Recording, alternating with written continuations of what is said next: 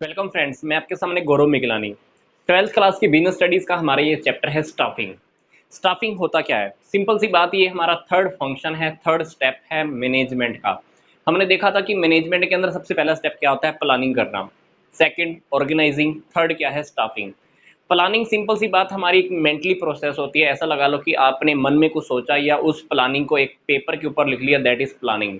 उसके बाद आपने उसको आगे कुछ उसके ऊपर काम करना स्टार्ट किया, दैट इज ऑर्गेनाइजिंग। फिर उसके बाद जो हमारा थर्ड स्टेप आता है वो है हमारा स्टाफिंग। इसको मैं आपको एक एग्जांपल के थ्रू भी समझा देता हूँ।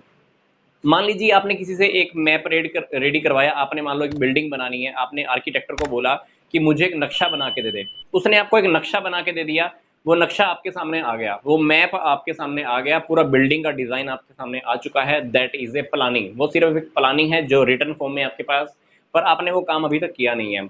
अब आपने वो पेपर, वो कागज, वो नक्शा, वो मैप एक कॉन्ट्रैक्टर को दिखाया और आपने उस कॉन्ट्रैक्टर को ठेका दिया घर को बनाने का, बिल्डिंग को बनाने का।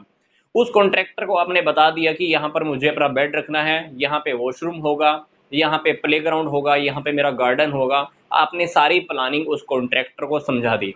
अब कॉन्ट्रैक्टर ने आपको एक बिल्डिंग तैयार करके दे दी। वो बिल्डिंग जब तैयार हो गई है तो वो बिल्डिंग अभी तक खाली है, मतलब समझ लो कि आपका ऑर्गेनाइजिंग का काम हो गया। अब आपने जब उस घर के अंदर, उस बिल्डिंग के अंदर जब आपने सामान रखना स्टार्ट किया, उसको आपने जब भरना स्टार्ट किया, समझ लीजिए कि वो एक स्टाफिंग के अंडर में आ गया। अब मैं आपको मैनेजमेंट के बिहाफ पर यही एग्जांपल को फिर से समझा देता हूँ। आपने प्लानिंग की बिजनेस करने की, पूरा परफॉर्म पूरा परफॉर्मा, पूरा ब्लूप्रिंट आपने रेडी किया पेपर पे, लिखित में या मन में लिखने से कुछ भी करके आपने पूरा का पूरा उसको प्लान कर लिया। प्लानिंग हो गई। आपके प्लानिंग करने के बाद आपने ऑर्गेनाइजिंग के अंदर एक स्ट्रक्चर रेडी किया कि यहाँ पर बॉस होगा, यहाँ पर इंप्लॉइज बैठेंगे, यहाँ पर इतने वर्कर होंगे, टॉप लेवल मैनेजमेंट में ये होगा, लोअर लेवल मैनेजमेंट में ये होगा। आपने पूरा का पूरा ऑर्गेनाइजेशन का स्ट्रक्चर रेडी किया है, पर अभी तक वहां पर लोगों को अपॉइंट नहीं किया है, किसी को नौकरी पे नहीं रखा है। जब आप उन्हीं पोस्ट को भरना स्टार्ट करते हो, लोगों को नौकरी देना स्टार्ट करते हो, वो तीसरा हमारा स्टेप होता है स्टाफिंग। मतलब प्लानिंग में आपने प्लान किया, ऑर्गेनाइजिंग के अंदर आपने सारी पोस्ट जनरेट की हैं, स्टाफिंग के अंदर अब आप क्या करने वाले हो? उन्हीं पोस्ट को लोगों से भरने वाले हो। तो स्टाफिंग क्या है? Appointing persons according to the importance of the post. अब हमने जो भी पोस्ट क्रिएट की थी, जिस पोस्ट की जो इम्पोर्टेंस है, उसी इम्पोर्टेंस के अकॉर्डिंग हम उसी इम्पोर्टेंट पर्सन को वहां पर अपॉइंट करने वाले हो। जो वहां पर काबिल होगा, जो जितना एबल होगा, उसको उतनी ही अच्छी पोस्ट मिलने वाली है। स्टाफिंग के अंदर हमको ध्यान रखना होता है, हमको अच्छे से अच्छे एबल लोगों को ही सिलेक्ट करना होता है। इंजीनियर की पोस्ट खाली है तो डेफिनेटली आप वहां पे किसी अकाउंटेंट को अपॉइंट तो करने नहीं वाले।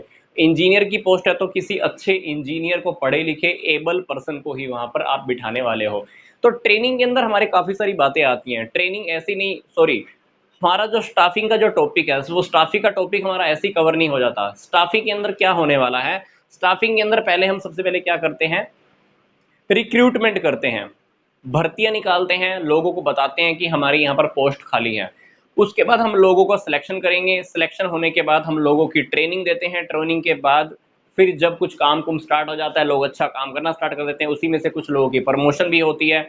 जब जरूरत पड़ती है तो हम उसको ट्रांसफर भी कर सकते हैं, किसी पर्सन को एक डिपार्टमेंट से दूसरे डिपार्टमेंट में, या एक शहर से दूसरे शहर में भी ट्रांसफर हो सकता है। तो ये पांचों के पांचों पॉइंट जो हमने अभी बताए हैं आपको, ये भी सारे के सारे स्टाफिंग के अंडर में ही आते हैं। रिक्रूटमेंट करना, सिलेक्शन करना, ट्रेनिंग देना, प्रमोशन होना, किसी का ट्रांसफर होना। अब बात आती है कि स्टाफिंग की क्यों, क्या इंपॉर्टेंस है, क्या आवश्यकता है, इसका क्या बेनिफिट हमारे सामने निकल कर आने वाला है। सिंपल सी बात, स्टाफिंग से पहली बात तो helpful in the discovering and obtaining the competent personnel.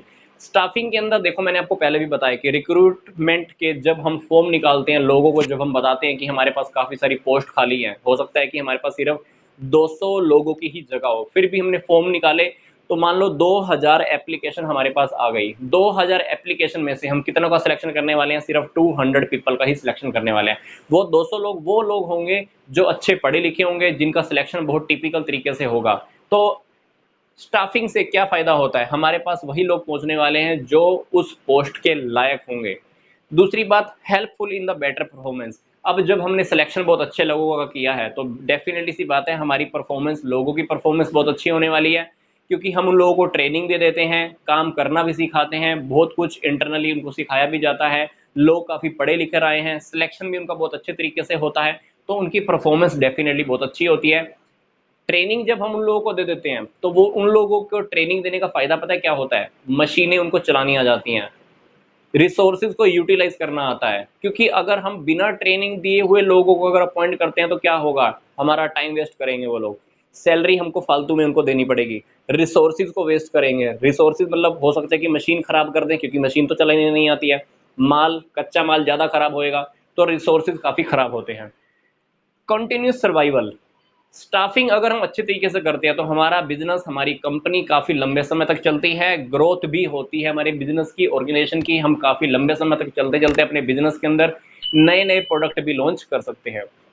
Utilisation of the human resources, human resources का लोगों को हम अच्छे से यूटिलाइज कर सकते हैं, क्योंकि हम जिस पोस्ट पे जिस पर्सन को अपॉइंट करते हैं वो वहां बैठने के लायक होता है, इसलिए ह्यूमन रिसोर्स का, मानव संसाधन का अच्छे से उपयोग होता है, यूटिलाइज होता है।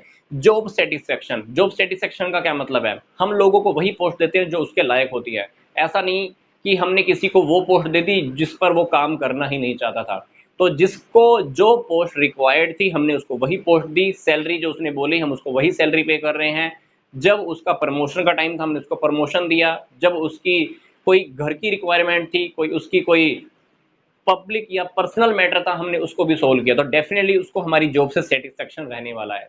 तो जॉब की सेटिस्फेक्शन रहती है तो डेफिनेटली क्या होता है, जब उसकी खुद की ज़रूरतें भी एम्प्लॉइज़ की पूरी हो रही है तो एम्प्लॉइज़ का मोराल अप होता है, उनका मनोबल बढ़ता है, उनका मोटिवेशन बढ़ता है, फर्म के लिए काम करते हैं, फर्म के अंदर ये समझ के काम करते हैं कि ये फर्म मेरी है, तो डेफिनेटली वो फर्म के फेवर में काम करते हैं, तो अल्टीमेटली हमारी फर्म की ग्रोथ होती है।